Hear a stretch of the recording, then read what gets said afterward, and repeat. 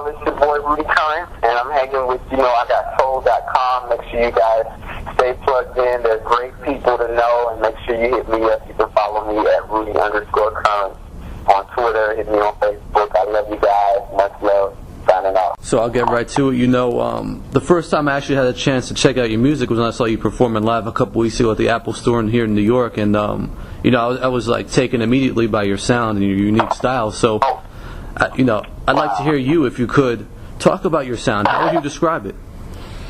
Oh, thank you, man. I really appreciate that. No problem. I feel like my music is kind of like a melting pot, just because I have so many different influences. Mm-hmm. But it's definitely soulful. I would like to say it's innovative. I'm a singer-songwriter, so yeah. And I try to set trends and not follow them. So I take all of the things that I've been influenced by and try to do something different with it. Trend-setting. I try to be like, the legends, like, Michael and Prince and Stevie and Madonna, even, just artists that broke the mold and kind of set the pace and set the standard for other artists. Yeah. Okay, cool.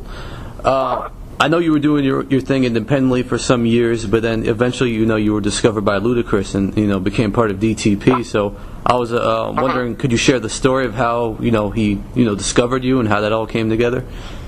Well, I was an independent artist for several years. I released 2 independent albums. The first title was Love the Note, which is available on iTunes, and so is the second, Here With You.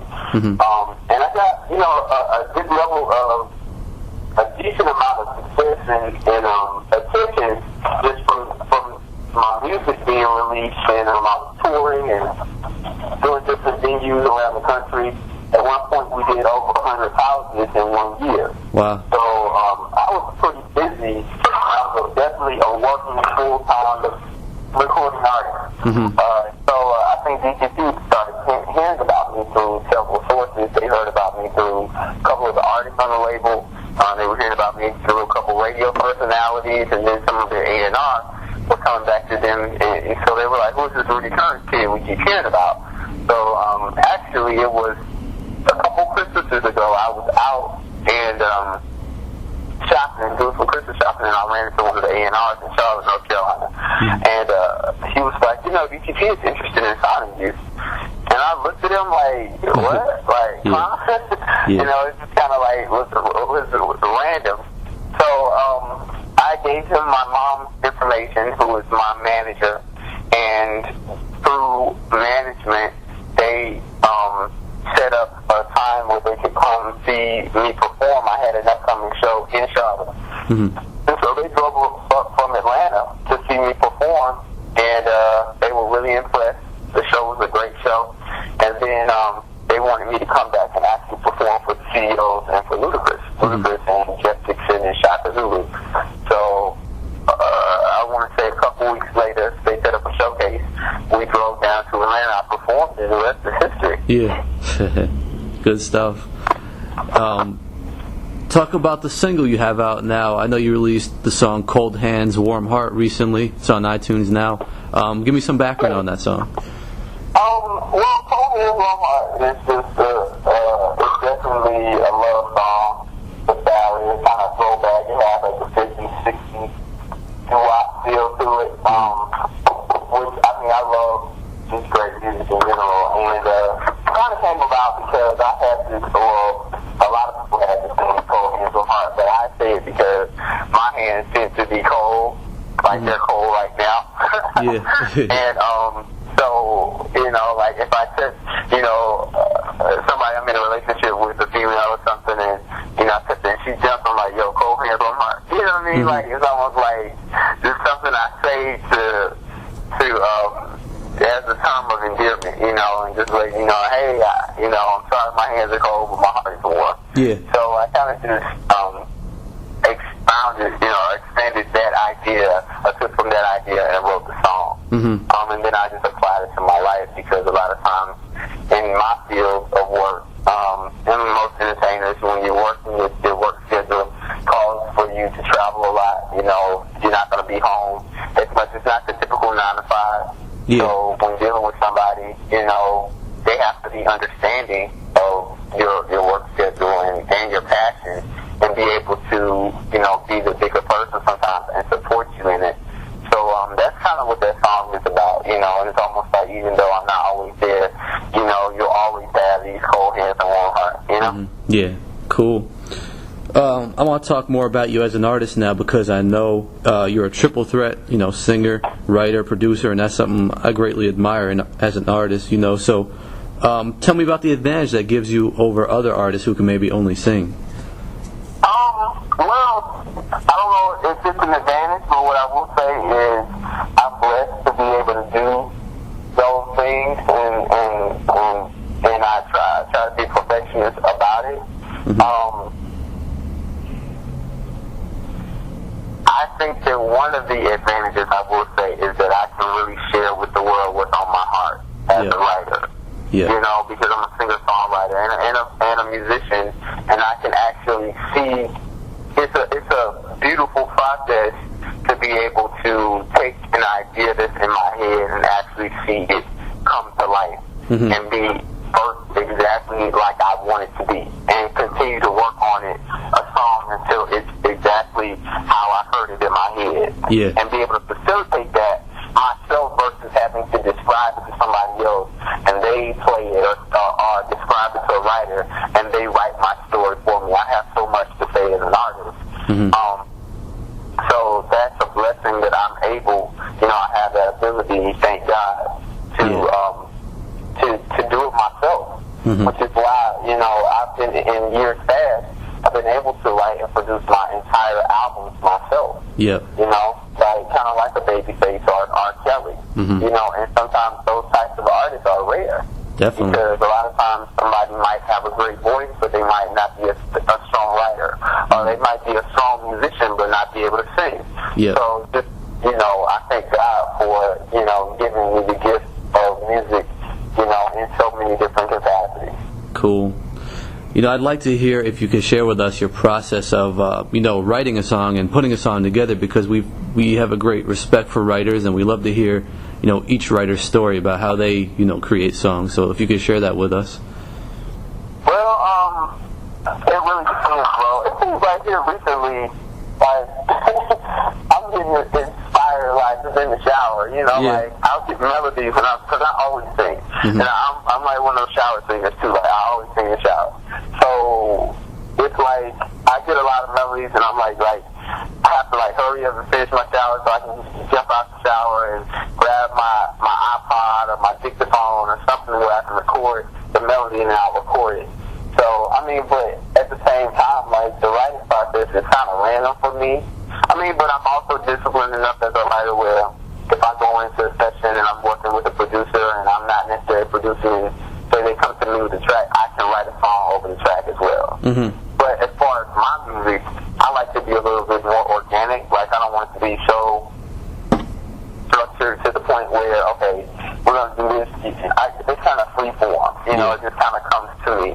And I feel like my song, for me, that works the best. You know, so like working on this new album, Black Keys and Blue Skies, I would go in and I would have a song idea, and then producers that would co-produce the ideas with me would just kind of help me flesh it out, versus coming in and they just, you know, having a bunch of beats and I just write to some beats. Yeah. You know, and I think that also is going to create some continuity through my projects, because it's all kind of created the same way. Mm-hmm. Okay.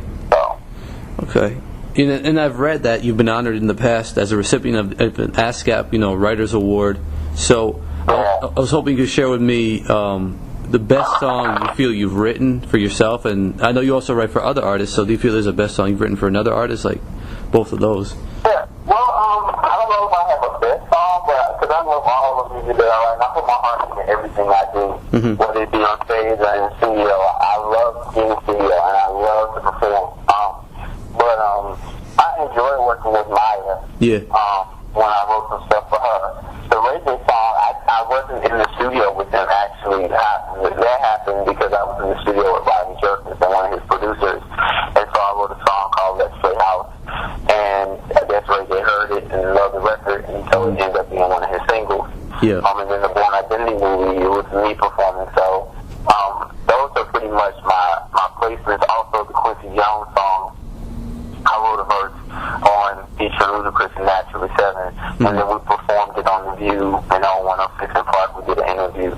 Yeah. So those are pretty much, besides myself, my major writing credit today. But I'm with Sony now, so as a writer, Sony ATV, I'm excited. They have me, on a couple projects working on some things too. Okay, cool. I want to ask you, with the way that R&B music has evolved over the years, where true musicians and singers like yourself they don't seem to be getting the shine they deserve anymore like they used to. They still get attention, but they're not in the forefront as much as they used to. So, where do you see yourself fitting in the current climate of R&B? Well, I think that there is a place for you when you stay true to yourself as an artist. Mm-hmm. There'll always be somebody. I don't know whether, your audience will be worldwide or whether it be regional, whether it be local, whether it be, international, whatever, what have you. But I encourage artists to stay true to themselves and not compromise or conform to who you think people want you to be. Because at the end of the day, music is meant to inspire and encourage and connect with people, and you can't do that if you're not genuine. You can't do that if it's not sincere. Somebody at some point has to be sincere, whether it's the writers who wrote the song for you, or the singer who conveys that emotion of the song. Something has to be a pure, real emotion. Mm-hmm. And so, because I feel that I make good classic timeless music, or at least I aspire to, I think there'll always be a place for me. I think there'll always be an audience. And so far, my fan base, big shout to, my fan base, they've been very loyal, very supportive, and they're like eagerly awaiting a new release. And I'll also say that as artists, a lot of times real artists, because I know me, prime example, you're so passionate about what you do that you don't focus on the business side of things. You don't focus on the promotion and the marketing side of things. Mm-hmm. And that's something that I'm learning. Yeah. That real art, sometimes you see somebody, they have a great image and they might not have a lot of substance, but the image sells. Yeah. And so they get the attention of the world because they have a huge marketing machine behind them that's pushing them. Mm-hmm. And that's where I think a lot of artists that are real can learn from some of the people that might not be as talented musically. It's like these people have found ways to market to the world. Yeah. And so you already have the package. It's just how you present it to people, That's a very good point. I like that. All right, and finally, talk about, you mentioned earlier the album you're working on, so talk about this project that you have, let us know when it's coming out and everything. Well, the album is titled Black Keys and Blue Skies. Okay. So I'm really excited about that. But right now I'm right in the middle of mixtape mode. Like I'm really going in on this mixtape, and I'm so excited about it because I don't want to give too much away, but I definitely want us to talk again soon, when the mixtape drops, because I want you to be involved with that process, man, and I appreciate your support on it. But the mixtape is going to be like on some other stuff. Okay. And I think people are used to hearing me a certain way, so I'm looking forward to, like, it's going to have a little shock value to it. Mm-hmm. I think it's going to be like, yo, is that Rudy? Yeah. So I'm really, really, like, super geeked about that, because the mixtape is giving me an outlet, to really be experimental and creative and innovative, things that I always wanted to do anyway, and I'm just gonna really go hard on it. So that'll be out before the actual album. Okay. So that will be out this summer.